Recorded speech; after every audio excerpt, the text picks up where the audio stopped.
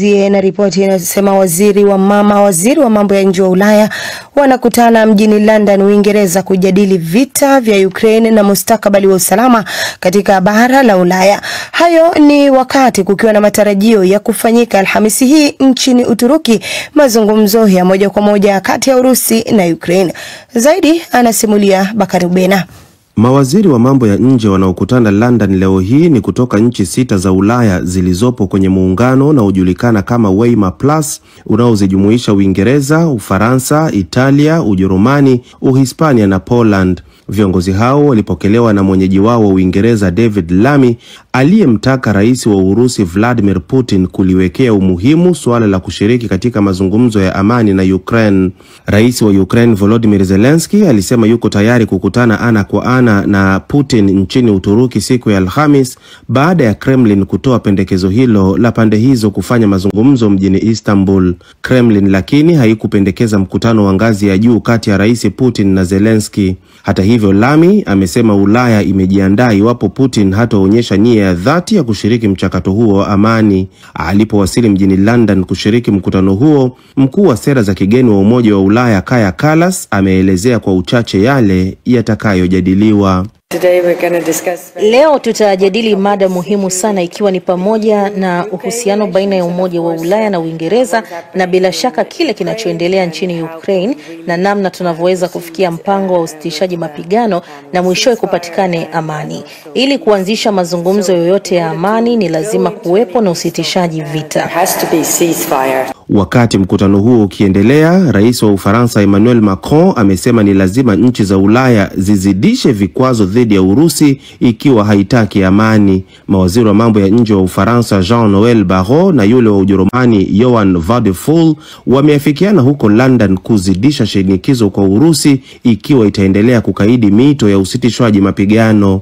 Msemaji wa Kremlin Dmitry Peskov amesema leo bila kutoa maelezo zaidi kwamba Rais Putin anazingatia kwa umakini suala zima la mazungumzo ya amani na Ukraine. Hayo yakiendelea, Urusi ilifanya mashambulizi makubwa ya droni zaidi ya 100 nchini Ukraine kama ishara ya kutupilia mbali miito ya Ukraine na washirika wake wa magharibi waliokuwa wamependekeza usitishwaji mapigano kwa siku 30 kuanzia leo Jumatatu. Urusi na Ukraine zote zinajaribu kumuonyesha rais wa Marekani Donald Trump kwamba wanafanyia kazi pendekezo lake la kufikia amani ya haraka na kudumu nchini Ukraine, lakini wakati huo huo nchi hizo mbili hasimu zimekuwa zikijaribu pia kutupiana lawama ili kutuishana dhima ya kuvuruga juhudi hizo. Shukran sana Bakari Ubena kwa ripoti hiyo. Tuelekee sasa nchini Tanzania. Homa ya uchaguzi mkuu wa Oktoba inazidi kupanda mjini Arusha, kaskazini mwa Tanzania. Kumekuwa kukifanyika mikutano mikubwa ya hadhara, huku mahasimu wa kisiasa si nje tu ya chama tawala CCM, lakini hata ndani ya chama hicho kumekuwa na hali ya wasiwasi na wanasiasa kutuhumiana kwa rushwa na matendo yasiyo sawa kwa umma. Mwenzangu Sudi Mnete amezungumza na mbunge wa jimbo la Arusha Mrisho Gambo, ambaye kwanza alihoji kwa nini kumekuwa na joto kubwa kisiasa. Imbakia kama mwezi mmoja tuna siku kadhaa bunge liweze kuvunjwa. Kwa hiyo ni kipindi cha kutumia fursa hiyo kuwaeleza wananchi kwamba wamekuamini, wamekupa heshima, wamekupa upendeleo ya kuwakilisha bungeni kwenye jimbo gumu na kubwa kama la Arusha mjini. Ni vizuri waelewe sasa, baada ya miaka 5 hii kukamilika, ni yapi ambayo uliyafanya ambayo yanakidhi matarajio yao. Umezungumzia jengo la utawala wa jiji la Arusha, ghorofa 8, gharama zilizotumika ni bilioni 1 na milioni 81 kwa eneo la chini la ujenzi wa jengo hilo, na baadaye bilioni 11 na milioni 619 na kufanya jumla ya ujenzi wa jengo hilo kuwa bilioni 12 na milioni 700. Nimekusikia wazi dhahiri ukisema kwamba hii haikubaliki. Jengo limejengwa Arusha. Kwa nini kuna kasoro? Ingia akilini kama tuna mifano ya majengo hapa Arusha, mtu amejenga karibuni ghorofa 5, hajatumia zaidi ya bilioni 3. Sasa wewe unapojenga ghorofa 8 unatumia bilioni zaidi ya bilioni 12. Nadhani kuna haja ya kutafakari, lakini hili jambo tumewashirikisha pia wenzetu wa TAKUKURU na wao wamelifanyia kazi. Lakini kuna baadhi ya mambo tuliyasema yameonekana. Kwa mfano kama Walikiri pia watu wa serikali kuna tofauti ya vipenyo walipoingiza kwenye mfumo, badala ya kuandika square meter wakaandika cubic meter, ambayo imekwenda kuongeza tu gharama kama 1.8 bilioni. Hiyo inayobaki yenyewe pia bado inaonekana ni gharama kubwa. Umesema kwamba ni wizi wa wazi kabisa. Nani unamuonyesha kidole hapa katika hili? Sasa mimi kazi yangu kama mbunge ni kueleza changamoto iliyopo. Sasa CAG ndio ana uwezo wa kuingia ndani na kusema kitaalam hapa tatizo ni nini, linasababishwa na nani na ni nini kifanyike. TAKUKURU ana uwezo wa kuingia pale ndani akaona tatizo ni nini, limesababishwa na nani na nini kifanyike, na mwisho wa siku hata kuchukua hatua zaidi, aidha kuwapeleka mahakamani au ambao wamethibitika kufanya hivyo, kwa sababu huwezi kufanya makosa makubwa kama hayo ukasema tu kuna tofauti ndogo ndogo za vipenyo na nini, wakati tofauti hizo ukilinganisha na thamani ya fedha ni tofauti kubwa zaidi. Wewe ni mbunge na umetumia jukwaa la kibunge. Niseme tu, na mara kadhaa nimekunukuu ukisema utasema kweli, uongo kwako mwiko, ukitumia kanuni ya Chama cha Mapinduzi, chama chako. Kwa nini uliomba msamaha katika bunge la Jamhuri ya Muungano wa Tanzania? Alikuwa jambo hili? Hapana, alikuwa jambo hili. Ilikuwa ikihusu nini? Sio tuhuma zinazohusu ubadhirifu wa Arusha? Ulikuwa tu ni ubishani mdogo, ambapo kama utakumbuka kwenye yale maelezo, kuna maelezo fulani yalikuwa yametolewa na waziri kwamba mimi jengo la utawala lilianza wakati mimi nikiwa mkuu wa mkoa mwaka 2019. Wakati kiuhalisia lile jengo limeanza wakati mimi nikiwa mbunge wa Jamhuri ya Muungano wa Tanzania na nikiwa sio mkuu wa mkoa. Umesema mikono yako haijaumiza mtu yoyote, lakini huyu mwingine wakaulize Dar es Salaam. Huko Dar es Salaam amefanya nini huko, na huyo ni nani unayemkusudia? Sasa hiyo ni homework nimewapa na nyinyi mkaifanyie kazi, lakini mimi leo nimerusha juu ya gizani, nikisikia yala najua tayari nimempata. Sasa nikishajua hilo mpata, nadhani itakuwa rahisi zaidi mwenyewe kujitetea. Mahojiano ya kina ya Mrisho Gambo na siasa za Arusha sikiliza kesho mchana katika kipindi Kinaga Ubaga, lakini vile vile unaweza kutembelea chaneli yetu ya YouTube, yapo mahojiano hayo kwa urefu zaidi. DW tunavuma kwa kishindo. Na msikilizaji na mtazamaji, asante sana kwa kuendelea kuichagua idhaa ya Kiswahili ya DW. Endelea kutufuatilia, like, usisahau kushare, vile vile kutufollow na kusubscribe katika chaneli yetu ya YouTube. Tuelekee sasa nchini Kenya, ambapo inapania kuimarisha mahusiano yake ya kibiashara na Umoja wa Ulaya ili kunufaika na soko la takriban dola trilioni 19 kupitia mkataba wa ushirikiano wa kiuchumi EPA. Haya yamesemwa na Rais William Ruto wa Kenya wakati akifungua rasmi kongamano la biashara na uwekezaji baina ya Kenya na Umoja wa Ulaya. Mkutano huo wa siku mbili unafanyika mjini Nairobi chini ya kauli mbiu matumizi ya mtandao wa kidijitali kuendeleza biashara. Mwandishi wetu Ruben Chama anaripoti zaidi kutoka jijini Nairobi. Rais Ruto ameongoza mkutano huo akiandamana na viongozi wakuu wa Umoja wa Ulaya. This year's theme, digitizing trade. Maudhui ya kongamano la mwaka huu, matumizi ya mtandao wa kidijitali katika kuendeleza biashara, yanawajia kwa wakati yanaonyesha hali halisi ilivyo katika biashara ya kisasa, ambapo matumizi ya teknolojia ya kidijitali sio tu katika kuwezesha utekelezaji wa biashara, bali pia katika kuimarisha na kukuza biashara. Ruto amesema serikali yake inafanya kila jitihada kurahisisha biashara kwa kuboresha utoaji wa huduma kwa umma kupitia mfumo wa kidijitali na kuwapa afueni wafanya biashara. Naye kamishna wa Umoja wa Ulaya wa biashara Maros Sefcovic amedokeza kuwa umoja huo unalenga kukuza mahusiano ya kiuchumi na bara la Afrika. Amesema tangu mkataba huo wa ushirikiano wa kiuchumi EPA kuanza kufanya kazi zaidi ya mwaka mmoja uliopita, tayari manufaa yake ni bayana. We are talking about 3.4 billion euros. Tunazungumzia soko la euro bilioni 3.4 na tunafurahia kwamba Umoja wa Ulaya kuwa soko la kwanza la kipekee kwa Kenya kuuza bidhaa zake hadi kufikia zaidi ya 40% ya mauzo ya nje.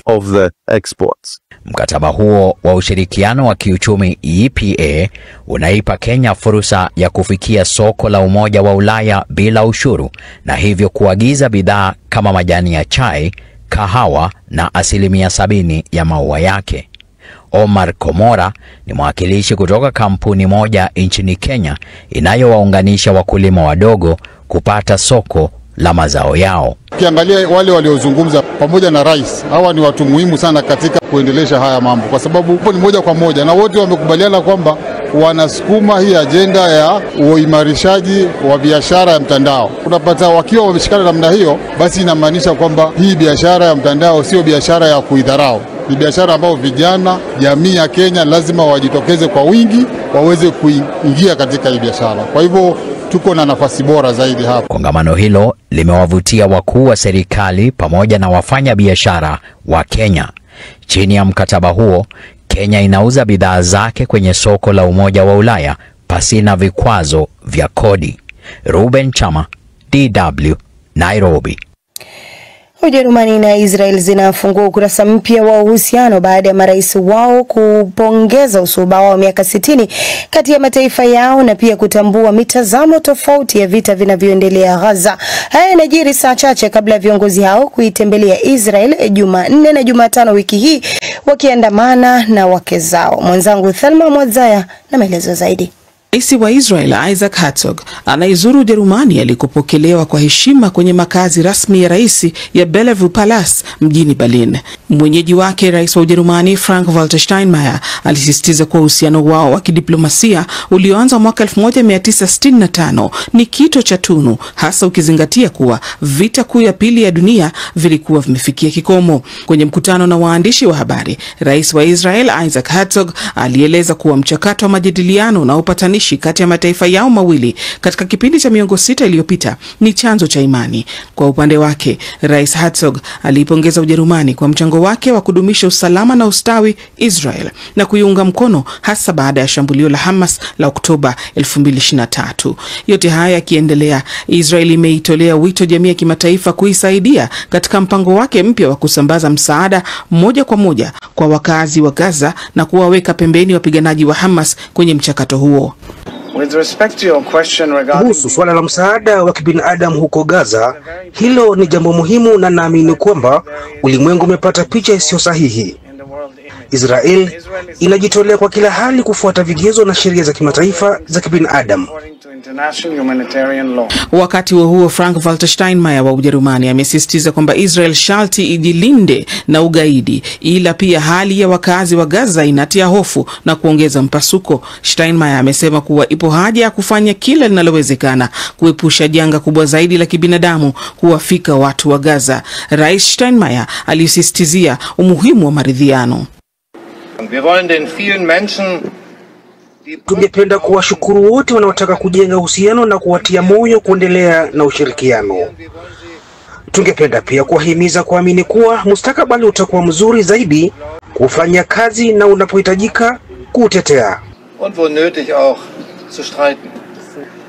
Viongozi hao wawili walikutana pia na washiriki wa vikao vya pamoja vya vijana wa pande zote mbili na kulizuru pia eneo la makumbusho ya kituo cha treni cha Grunewald kilichotumiwa na Wanazi kusafirisha maelfu ya Wayahudi hadi kwenye kambi za mateso. Wawili hao wanatazamiwa hapo kesho kufanya ziara ya pamoja nchini Israel kuashiria usuhuba wao. Wamepangiwa kukutana na vijana, wanasiasa na kuyatembelea makazi ya kijamaa ya kibbutz. Tukamilishe safu ya uchambuzi wa ripoti. Jamhuri ya Kidemokrasia ya Kongo, watu zaidi ya 100 wamepoteza maisha mwishoni mwa juma katika taifa hilo kufuatia mafuriko katika kijiji cha Kasaba ndani ya wilaya ya Fizi. Mkasa huu ulitokea usiku wa Jumamosi wakati mvua kubwa iliponyesha kwenye kijiji kilichopo mwambao wa ziwa Tanganyika. Zaidi anaarifu Mitima de la Chance. Kijiji hicho cha Kasaba kilikumbwa na mvua kubwa iliyonyesha wakati wa usiku ikisindikizwa na upepo mkali uliosababisha nyumba nyingi kubomoka na kuzusha maporomoko ya ardhi, na nyumba kadhaa katika maeneo matatu ya kijiji hicho zimefunikwa. Sami Kalonji ni mkuu wa wilaya ya Fizi. Anasema mafuriko hayo yamesababisha vifo vya watu wengi na pia uharibifu wa mali kwa kiwango kikubwa. Zaidi ya watu 100 ndio walishaonekana, 150 ya manyumba zenyewe zilibomoka. Tuko na zaidi ya 50 ya watu wenye walipata vidonda kali na karibu 1,000 ya watu wenye hawana nyumba, wangali wanatafuta wenyewe, wangali chini ya matope. Kwa sasa juhudi bado zinaendelea ili kujaribu kupata miili ya wahanga katika kijiji hicho. Manusura wanaungana na mawakala wa shirika la Msalaba Mwekundu wakipekua udongo na kuta za nyumba zilizobomoka. Wengine wanatafuta miili mingine juu ya ziwa Tanganyika, wakiamini huenda iliteremshwa na maji ya mto hadi kwenye ziwa. Dominique Asakia ni msimamizi wa shirika jipya la raia wa wilaya ya Fizi. Anasema juhudi hizo zinakabiliwa na baadhi ya changamoto. Hakuna njia ya barabara,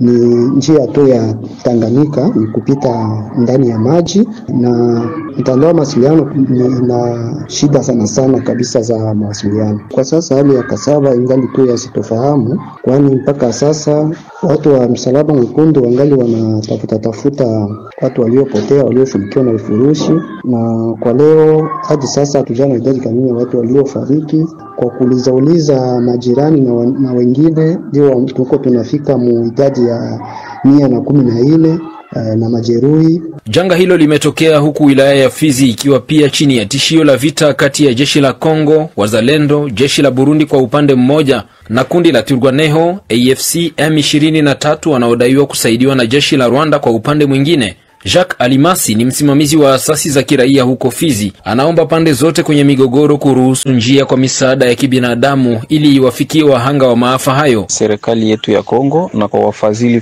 fulani wakuje wasaidie majamaa, kwa sababu shamba zimekwenda na maji na kwa sasa raia wanaendelea kuteseka, hawana kwa kulala. Mafuriko mengine yametokea katika kijiji cha Bubale ya pili wilayani Kalehe Jumapili, ambapo zaidi ya nyumba 50 na shule zimebomoka kutokana na maji ya mvua. Mitima de la Chance, DW, Bukavu.